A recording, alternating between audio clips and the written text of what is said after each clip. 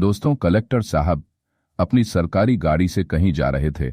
तभी रास्ते में अचानक से एक चाय की दुकान पड़ती है, जिस दुकान पर काम करने वाला एक व्यक्ति गिलासों को लेकर, जो चाय के गिलास होते हैं, रोड को क्रॉस करता है। जैसे ही वह व्यक्ति रोड को क्रॉस करता है तो जो कलेक्टर साहब होते हैं उनकी नज़र उस व्यक्ति पर पड़ जाती है, और जैसे ही वह उस व्यक्ति को देखते हैं तो फौरन से अपने ड्राइवर से गाड़ी रोकने के लिए कहते हैं। ड्राइवर गाड़ी रोक लेता है और कलेक्टर साहब उस गाड़ी में से उतरकर उस चाय की दुकान पर पहुंच जाते हैं जहां पर वह व्यक्ति पहुंचा था। इसके बाद वह व्यक्ति जिसने चाय के गिलासों को लेकर रोड क्रॉस किया था, वह कलेक्टर साहब को देखता है तो एकदम से उसकी आंखें नम हो जाती हैं। इधर जो कलेक्टर साहब थे उनकी आंखें भी नम हो गई थी। वहीं पर उनका सिक्योरिटी गार्ड खड़ा हुआ था और सिक्योरिटी गार्ड यह सब कुछ देखकर थोड़ा सा घबराने लगता है। दोस्तों, कौन था वह व्यक्ति जिसे देखकर कलेक्टर साहब रोने लगे थे, और इन दोनों को देखकर सिक्योरिटी गार्ड क्यों घबराने लगा था? पूरी कहानी की सच्चे जानने के लिए वीडियो को अंत तक जरूर देखें। यह कहानी है उत्तर प्रदेश के भदोही की। भदोही के अंदर कुछ बच्चे यूपीएससी की तैयारी कर रहे थे और उन्हीं में से एक लड़का होता है जिसका नाम होता है राम सागर। के पिता गवर्नमेंट एम्प्लॉय है और बचपन से ही राम सागर पढ़ने लिखने में काफी अच्छा है। राम सागर के जो टीचर होते हैं वह राम सागर के पिता से कहते हैं कि आपका बेटा पढ़ने लिखने में काफी ज्यादा अच्छा है, तो आपको इसकी पढ़ाई पर ज्यादा से ज्यादा ध्यान देने की जरूरत है। अगर आप इसे अच्छे से पढ़ाओगे तो यह जरूर से कोई कामयाब आदमी बन जाएगा। इस बात को सुनकर राम सागर के पिता होते हैं वह भी इस बात के लिए सहमति जताते हैं, और जैसे ही बच्चा बड़ा होता है तो उसकी ग्रेजुएशन पूरी होने के बाद की कोचिंग करने के लिए ताकि वह पढ़ लिखकर एक बड़ा अधिकारी बन सके, वहां पर रहकर राम सागर तैयारी कर रहा था। उसी कोचिंग इंस्टीट्यूट के अंदर एक अजय नाम का लड़का भी तैयारी करता था। राम सागर पढ़ने लिखने में काफी ज्यादा होशियार था। इधर जो अजय था वह भी पढ़ने लिखने में काफी ज्यादा होशियार था, लेकिन यहाँ पर जो राम सागर होता है वह अच्छी तरह से पढ़ाई कर रहा था, यानी कि उसके पास अच्छे कपड़े थे, अच्छा कमरा था रहने के लिए, और अच्छे से वह किताबें खरीद लिया करता था। उसे किसी तरह की कोई दिक्कत नहीं थी। लेकिन उधर जो अजय होता है, अजय के पास ज्यादा अच्छी सामग्री नहीं थी। पुराने उतरे हुए कपड़े वह पहना करता और ज्यादातर दूसरों की किताबों को मान मान कर पढ़ाई किया करता था। अब जब राम सागर देखता है कि यह पढ़ने लिखने में अच्छा है और उसका स्वभाव भी काफी अच्छा था, क्योंकि वह क्लास में बड़ा ही शांत रहता और सभी से बड़ी नम्रता से बात किया करता, तो इसके बाद जो राम सागर होता है वह धीरे धीरे अजय के साथ नजदीकियां बढ़ाने लगता है और दोनों एक दूसरे के गहरे मित्र बन जाते हैं। जब वह गहरे मित्र बन जाते हैं तो राम सागर को पता चलता है कि अजय के माता पिता किसान हैं और वह यहाँ पर रहकर कोचिंग कर रहा है, साथ में उसे काम भी करना पड़ता है जिससे वह अपने रूम का किराया निकाल सके और साथ में अपने खाने पीने का इंतजाम कर सके। तो उसके बाद जो राम सागर होता है वह कहने लगता है कि भाई, अगर ऐसी बात है तो तू ऐसा कर, मेरे रूम में रह लिया कर। मेरा काफी बड़ा रूम है और वहीं पर दोनों एक साथ रह लेंगे और तेरे खाने पीने का प्रबंध भी हो जाएगा, क्योंकि तू पढ़ाई लिखाई में काफी अच्छा है और तू पढ़ाई के साथ साथ काम करेगा तो ये टेस्ट क्लियर करना बड़ा ही मुश्किल हो जाएगा। अगर तू मेरे साथ रहेगा तो मुझे भी इससे थोड़ी बहुत मदद हो जाएगी। और इस बात के लिए जो अजय होता है वह मान जाता है। वह राम सागर के पास ही आकर रहने लगता है। दोनों एक ही कमरे में रहा करते और एक साथ पढ़ाई किया करते। और जो राम सागर होता है वह अजय को अब खाने के लिए पैसे नहीं देने देता। जब भी कभी राशन आया करता है उनके लिए तो वह मना कर दिया करता है, कहता है कि नहीं भाई, तुम्हारे पास वैसे ही काफी कम पैसे हैं तो तुम आराम से रहो, कोई भी दिक्कत नहीं है। पैसे मेरे पास काफी है, तुम मेरी पढ़ाई लिखाई में हेल्प करवा देते हो तो इसके बदले में तेरे रहने खाने का इंतजाम खुद कर दूंगा। यानी कि यहाँ पर अब जो आनंद होता है उसे काफी ज्यादा सपोर्ट मिल गया था और इसके बाद वह अपनी पढ़ाई पर और भी ज्यादा फोकस करने लगता है। राम सागर अपने परिवार के बारे में अजय को बताता है। इधर अजय भी अपनी फैमिली की कंडीशंस के बारे में उसे बताता है कि वह लोग भले ही किसान हैं लेकिन उनकी आमदनी इतनी ज्यादा नहीं होती है क्योंकि माँ की तबीयत भी खराब रहती है। तो इसी वजह से पिताजी काफी कम पैसा भेज पाते थे और इसी वजह से मुझे काम करना पड़ता था। लेकिन जब से उसकी जिंदगी में राम सागर आया है उसके बाद से उसकी पढ़ाई काफी ज्यादा आसान हो गई है और अब वह दिन रात एक करके अपनी पढ़ाई पर फोकस करता है। इधर जो राम सागर होता है वह भी पढ़ाई पर फोकस करता है और धीरे धीरे जब वह पहला एग्जाम देते हैं, यूपीएससी के लिए तो दोनों ही उसमें फेल हो जाते हैं, किसी का भी प्री एग्जाम क्वालिफाई नहीं हुआ था। और इसके बाद जो अजय होता है वह पूरी तरह से टूट जाता है, लेकिन राम सागर उसको सहारा देता है और कहता है कि तू चिंता मत कर, तुझे कोई भी परेशानी लेने की जरूरत नहीं है, मैं हूं ना से तेरा सारा इंतजाम कर दूंगा। इसके बाद वह फिर से ट्राई करते हैं, लेकिन फिर से रह गए थे और ऐसे ही करके उनके 4 अटेम्प्ट निकल जाते हैं। जैसे ही उनके 4 अटेम्प्ट निकल जाते हैं तो इसके बाद जो अजय का पिता होता है वह अजय को वापस अपने घर बुलवाने लगता है। कहता है कि बेटा, परिवार की कंडीशंस काफी ज्यादा खराब है और जो पैसा मैं तुझको भेजा करता हूं वह आगे से नहीं भेज पाऊंगा। इस बात को सुनकर जो अजय होता है वह बड़ा ही परेशान होता है और अपने पिता से कहने लगता है कि पिताजी, अभी 2 अटेम्प्ट बाकी है तो मुझे इन 2 को और दे लेने दो, शायद हो सकता है मेरी किस्मत चमक जाए। क्योंकि अब तक वो प्री और मेंस दोनों को क्वालिफाई कर देते थे, लेकिन उन दोनों दोस्तों का इंटरव्यू रह जाता था। पिता इस बात को सुनकर हामी भर लेता है और 1 साल और उसका साथ देने के लिए कहता है कि ठीक है बेटा, अगर ऐसी बात है तो 1 साल तक और मैं तुझे थोड़े बहुत पैसे भेज सकता हूं, लेकिन उसके बाद मुझसे कोई भी उम्मीद मत रखना। अजय इस बात को सुनकर सहमत हो जाता है और धीरे धीरे उनका 1 साल भी बीत जाता है। लेकिन इस बार भी वही हुआ था जो पहले होता आ रहा था, उन दोनों का प्री और मेंस दोनों क्वालिफाई हो गए थे, लेकिन इस बार भी वह लोग इंटरव्यू में रह गए थे। यानी कि पढ़ाई लिखाई तो उनकी काफी अच्छी थी, लेकिन अभी उनकी किस्मत साथ नहीं दे रही थी और इसी बात को देखकर दोनों दोस्त बड़े हताश और उदास हो जाते हैं। अब जैसे ही यह साल खत्म होता है, इंटरव्यू का रिजल्ट आता है, तो इसके बाद जो अजय होता है वह अपना सामान पैक करने लगता है और कहता है कि दोस्त, अब तू ही यहां पर रह, मुझे जाना होगा, क्योंकि मेरे घर वालों ने मुझे 1 साल की मोहलत दी थी और 1 साल की मोहलत भी मेरी खत्म हो गई है। यह बात सुनकर जो राम सागर होता है उसे रोकता है, कहता है कि भाई, तू कहां जा रहा है, 1 साल की ही तो बात है, हो सकता है शायद इस बार हम दोनों का नंबर पड़ जाए, इस बार हम और भी ज्यादा मेहनत करेंगे। लेकिन अजय मना करता और कहता है कि नहीं, घर वालों ने मना कर दिया है कि अब वह मेरे ऊपर पैसे खर्च नहीं कर सकते और मुझे उनके पास जाना होगा। मेरी माँ की तबीयत भी खराब रहती है और पिताजी भी काफी ज्यादा परेशान रहते हैं। तो राम सागर उससे कहता है कि भाई, अगर ऐसी बात है तो तू घर वालों से कह दे कि अब वह तेरे लिए एक भी पैसा ना भेजे, यहां से मैं ही तुम्हारे लिए जुगाड़ कर दूंगा और तुम्हें घर वालों से पैसे मांगने की जरूरत नहीं है। इसके बाद जो अजय होता है वह थोड़ी देर तक इस बात पर सोच विचार करता है और उसके बाद फाइनली अपने पिता के पास फोन कर देता है। कहता है कि पिताजी, यह फाइनल अटेम्प्ट है और इसमें मुझे एक और कोशिश कर लेने दो, कोई बात नहीं, शायद हो सकता है इस बार मेरा नंबर पड़ जाए और मेरी किस्मत चमक जाए। लेकिन पिता साफ साफ मना कर देते हैं और कहते हैं कि नहीं बेटा, ऐसा नहीं हो सकता, यहां पर तुम्हारी मां की तबीयत काफी ज्यादा खराब है और परिवार की आर्थिक स्थिति काफी ज्यादा गड़बड़ हो गई है, तो तुम्हें वापस आना होगा, क्योंकि हम तुम्हारी पढ़ाई में अब और ज्यादा पैसे नहीं लगा सकते। अब जो अजय है वह अपने पिता से कहने लगता है कि पिताजी, आपको 1 भी रुपया नहीं भेजना है, मैं यहीं से इंतजाम कर लूंगा, लेकिन आप मुझे 1 साल दे दीजिए ताकि मैं अपनी किस्मत को आजमा सकूं और हो सकता है शायद मेरा सिलेक्शन हो जाए। तो पिता इस बारे में थोड़ी देर सोच विचार करते हैं और कहते हैं कि ठीक है बेटा, अगर ऐसी बात है तो तू एक बार और कोशिश करके देख ले। जैसे ही पिता ने हामी भरी थी तो उसके बाद अजय के चेहरे पर अलग तरह की स्माइल आ गई थी और वह झट से अपने मित्र को गले लगा लेता है। अब इस साल की वह तैयारी करने लगते हैं और जैसे ही वह तैयारी करते हैं तो प्रीमेंस और इंटरव्यू तीनों हो जाते हैं, लेकिन अभी रिजल्ट आना बाकी था।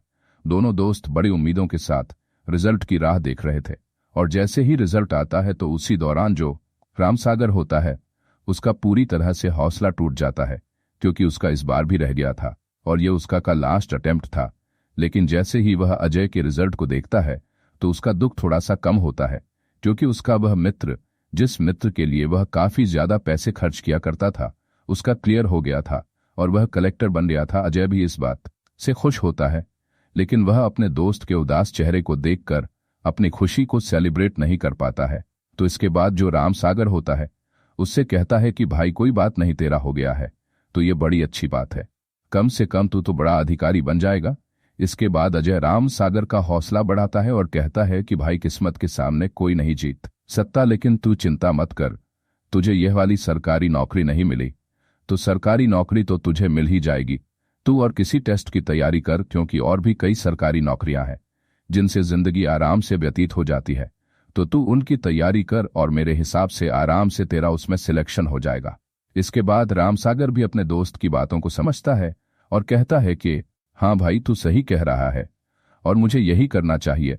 अब जो रामसागर होता वहीं पर रहकर तैयारी करने का फैसला करता है। अजय होता है, वह अपनी ट्रेनिंग के लिए चला जाता है। रामसागर यहाँ पर रहकर पढ़ाई करने लगता है, लेकिन जैसे 6 महीने होते हैं तो उसके बाद उसके पिता उसको धमकाने लगते हैं और कहते हैं कि तू कभी कामयाब नहीं होगा, इससे अच्छा तू यहाँ पर वापस आ जा और यहीं पर हमारे साथ रहने लग। लेकिन जो रामसागर होता है वो अपने पिता से साफ साफ बोल देता है कि पिताजी, मुझे तो यह सरकारी नौकरी ही लगानी है, भले ही मेरा उसमें सिलेक्शन नहीं हुआ हो, लेकिन मैं यहाँ पर कहीं ना कहीं कामयाब हो जाऊंगा। ऐसा करते हुए वह अपने पिता को 1 साल तक रुकने के लिए बोल देता है। लेकिन जैसे ही उसको वहां पर तैयारी करते हुए पूरे 1 साल पूरा होता है तो 1 साल बाद उसका पिता उसे पूरी तरह से मना कर देता है और कह देता है कि हम अब तुम्हारे लिए बिल्कुल भी खर्चा नहीं भेजेंगे, क्योंकि तुम्हारा छोटा भाई भी है, उसकी भी देखभाल करनी है और तुम्हारे ऊपर कब तक पैसे वेस्ट करेंगे, अब वह भी बड़ा हो गया है और तुम्हारे फ्यूचर के बारे में मैं भी सोचना है। रामसागर उनसे कहता है कि कोई बात नहीं पिताजी, कुछ दिन की मोहलत और दे दो, लेकिन वह उसे साफ साफ मना कर देते हैं और कहते कि जब तेरे भाग्य में सरकारी नौकरी है ही नहीं तो तू क्यों इसके पीछे पड़ा हुआ है। रामसागर जिद्दी था और वह कहने लगता है कि नहीं पिताजी, मैं ऐसे नाकाम होकर उस शहर में नहीं लौटूंगा जहां से मैं आया हूं। अगर वहां पर मैं नाकामयाब होकर गया तो लोग मेरे ऊपर तरह तरह की बातें बनाएंगे और यह बात मैं बिल्कुल भी सहन नहीं कर सकता। अगर मैं यहां से आऊंगा तो कामयाब होकर ही आऊंगा, वरना मैं यहां से वापस नहीं लौटूंगा। अब बेटा जब इस जिद्द को पकड़कर बैठता है तो पिता नाराज हो जाते हैं और कहने लगते कि बेटा तू पागल तो नहीं हो गया है, अगर यह चीज नहीं हो रही है तो वहां से वापस आ जा, कुछ और काम देख लेना, यह कोई बड़ी बात थोड़ी ना है। लेकिन रामसागर उस जिद्द पर अड़ा हुआ था और इसके बाद जो रामसागर के पिता होते हैं वह उससे कह देते हैं कि ठीक है, जो तुझे अच्छा लगे वह कर ले, लेकिन हमसे कोई वास्ता रखने की जरूरत नहीं है। ऐसा कहकर जो रामसागर के पिता होते हैं वह उससे बात करने तक से मना कर देते हैं। लेकिन जो रामसागर होता है उसके दिल में यही था कि वह कहीं ना कहीं सरकारी नौकरी में जरूर लग जाएगा और इसीलिए वह मेहनत करता रहता है। लेकिन सभी टेस्टों की तरह यहां पर भी थोड़ी बहुत कमी रह जाती है और उसकी किस्मत नहीं चमक पाती है। अब तक तो रामसागर ने जैसे तैसे करके अपना गुजारा कर लिया था, लेकिन फिलहाल वह यहां पर अपना गुजारा तक भी नहीं कर पा रहा था और उसके पास पूरी तरह से पैसे खत्म हो गए थे। जो भी एक्स्ट्रा चीजें उसके पास थी उन सभी को उन्होंने बेच कर अपनी तैयारी में लगा दिया था, लेकिन वह कामयाब नहीं हो पाया था। वह पूरी तरह से हताश और उदास हो जाता है और तभी अचानक से उसे अपने उस दोस्त की याद आती है जिसको उसने कलेक्टर की ट्रेनिंग करने के लिए भेज दिया था और उसने उसका बहुत ज्यादा साथ दिया था। वह सोचता है कि क्यों ना मैं अपने उस दोस्त के पास जाऊं, हो सकता है वह मेरी मदद कर दे और मैं किसी न किसी के अच्छे काम में कामयाब हो जाऊं। यह सोचकर जो रामसागर होता है वह अपने दोस्त अजय के बारे में जानकारी निकालता है और पता करता है कि वह फिलहाल कहां पर पोस्टेड है। तो उसे पता चल जाता है कि वह एक डिस्ट्रिक्ट में अपना पदभार संभाल रहा है और वह अच्छी तरह से अपना काम कर रहा है। इसके बाद जो रामसागर होता है अपने दोस्त अजय से मिलने के लिए वहां से निकल जाता है थोड़े से पैसे लेकर और जैसे तैसे करके अपने दोस्त अजय के ऑफिस तक पहुंच जाता है। लेकिन वहां पर जाने के बाद जैसे उसकी हालत को बाहर सिक्योरिटी गार्ड देखता है तो वह उसे मिलने से मना कर देता है। कहता है कि तुम जैसे लोगों के लिए कलेक्टर साहब फ्री नहीं है, तुम यहां से चले जाओ।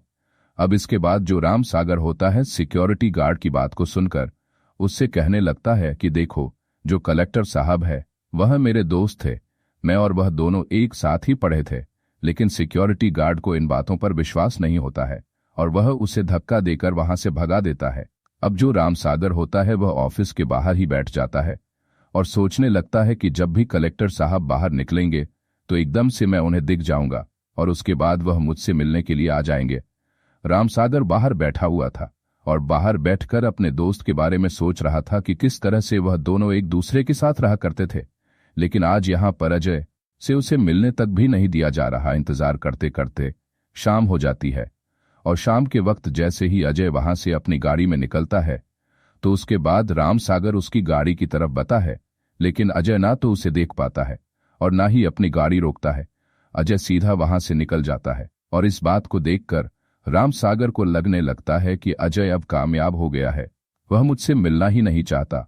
ये बात देखकर उसे बड़ धक्का लगता है कि उसका दोस्त उसके सामने से गया है, लेकिन उसने उसे पहचाना तक भी नहीं, तो वह एकदम से वहीं पर बैठकर फूट फूट कर रोने लगता है। थोड़ी देर वहां पर रोने के बाद वह सोचता है कि इस तरह से समय व्यतीत नहीं होगा। अगर मुझे जिंदा रहना है तो कुछ ना कुछ काम तो करना होगा।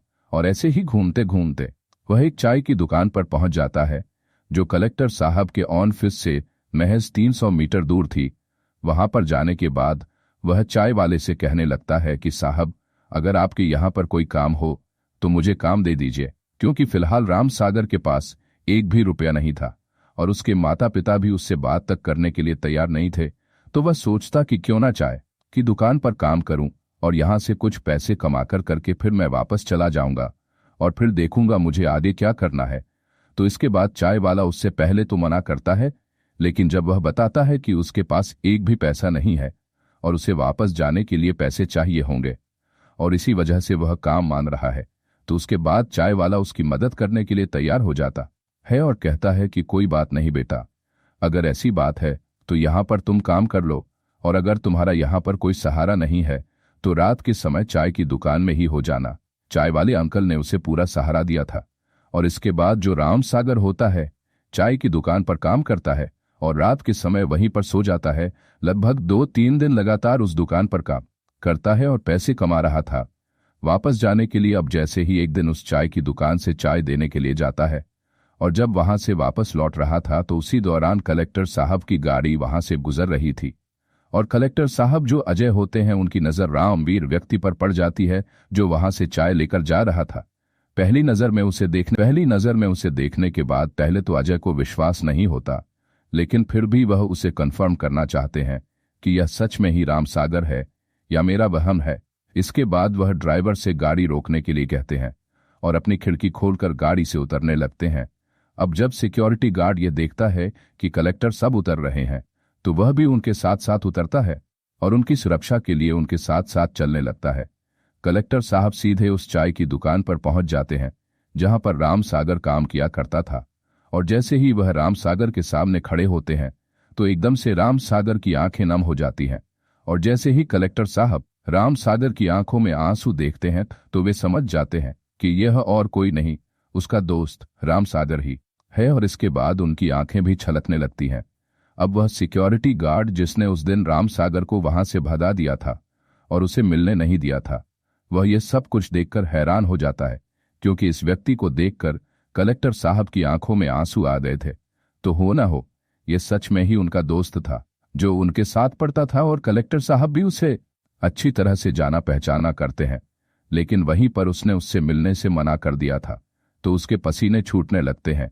इसके बाद जो अजय होता है एकदम से राम सागर को अपने गले से लगा लेता है।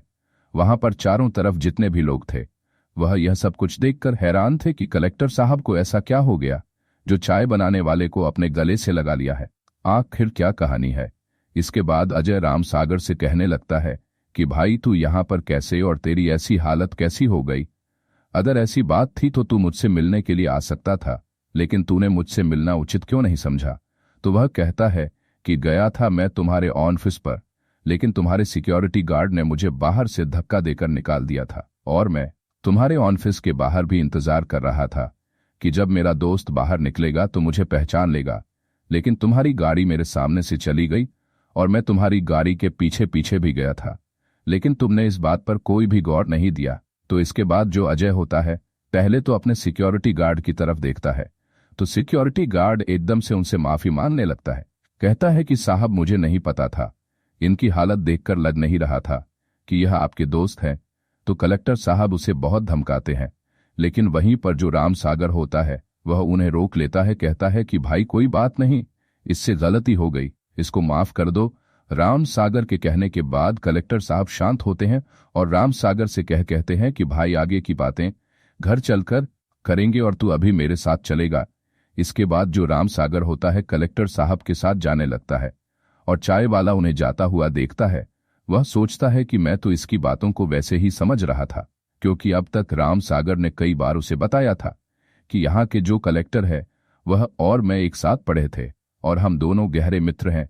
लेकिन चाय वाला सोच रहा था कि शायद इसके दिमाग में कोई प्रॉब्लम आ गई है, इसी वजह से ऐसा कह रहा हो। इसके के बाद राम सागर और अजय दोनों अजय के बंगले पर चले जाते हैं जहां पर उसे सरकारी आवास मिला था। और वहां पर जाने के बाद जो आनंद होता है, सबसे पहले उसे अपने सबसे अच्छे कपड़ों को देता है पहनने के लिए और उसे अच्छे से नहला धुला कर तैयार करता है। इसके बाद वह दोनों बातें करते हैं और बातों के दौरान जो राम सागर है अपनी पूरी कहानी अजय को बता देता है और कहता है कि भाई अब कुछ भी नहीं बचा, सब कुछ पूरी तरह से बर्बाद हो गया है और मेरे पास अब कुछ भी नहीं है जिससे मैं अपना जीवन व्यतीत कर सकूं। तो अजय कहता है कि भाई तू चिंता मत कर, मेरे पास सब कुछ है और मैं तुम्हारा साथ दूंगा जिस तरह से तुमने मेरा साथ दिया था। बताओ तुम क्या करना चाहते हो। तो राम सागर कहता है कि भाई मैं तो कामयाब होना चाहता हूं ताकि मेरे माता पिता जो मुझसे बात तक भी नहीं करते हैं वह मुझ पर गर्व महसूस करें और कहे कि बेटा तुमने हमारा नाम रोशन कर दिया। तो फिर तू ऐसा कर, जहां पर हम पढ़ा करते थे वहीं पर एक कोचिंग सेंटर को खोल ले जहां पर तू बच्चों को पढ़ाए, क्योंकि नॉलेज तो तुम्हारे पास काफी ज्यादा है और इसी नॉलेज का इस्तेमाल करके तो कई बच्चों को उनके फ्यूचर तक पहुंचा सकता है और इसी काम को करने में तेरी भलाई है। इसके बाद जो राम सागर होता है वह भी इस सलाह के लिए मान जाता है और वहीं पर इलाहाबाद के अंदर जहां पर वह दोनों कोचिंग किया करते थे वहीं पर अजय उसके लिए एक बिल्डिंग किराए पर लेता है, जिस बिल्डिंग का पूरा खर्चा वह खुद उठाता है और राम सागर को वहां पर बच्चों को पढ़ाने के लिए छोड़ देता है। गरीब बच्चों को वह फ्री में एजुकेशन दिया करते हैं और अच्छे से उनको पढ़ाया करते हैं। राम सागर के पढ़ाए हुए कई बच्चे बड़े बड़े अधिकारी बन जाते हैं और अब राम सागर भी अच्छा खासा पैसा कमाने लगा था। जब ये बात राम सागर के माता पिता को पता चलती है तो उन लोगों को अपने बेटे पर बड़ा ही गर्व होता है कि अगर यह खुद ही बड़ा अधिकारी बन जाता तो यह अकेला ही अपने फ्यूचर को संवार सकता था, लेकिन इसने टीचर बनकर बहुत सारे गरीब बच्चों को उनके मुकाम तक पहुंचा दिया और लोग चारों तरफ राम सागर की वाहवाही किया करते थे। इसके बाद माता पिता भी उसके पास आते हैं और जैसे ही राम सागर अपने माता पिता को देखता है तो पूरी तरह से खुश हो जाता है और उनके पैर छूता है। पिता उससे माफी मांगने लगता है, कहता है कि बेटा हमें माफ कर दो, हम तुझे गलत राह पर भेज रहे थे लेकिन तेरी असल राह कुछ और ही थी। तो दोस्तों यह थी आज की कहानी जहां पर एक गरीब लड़का जो कि गरीब मजदूर परिवार से था करता वह कलेक्टर बन जाता है और एक सरकारी अधिकारी का बेटा एक सच्चा और काबिल टीचर बन जाता है और सभी का फ्यूचर बनाया करता है। दोनों दोस्तों के बारे में क्या कहना चाहते हैं कमेंट करके जरूर बताइए।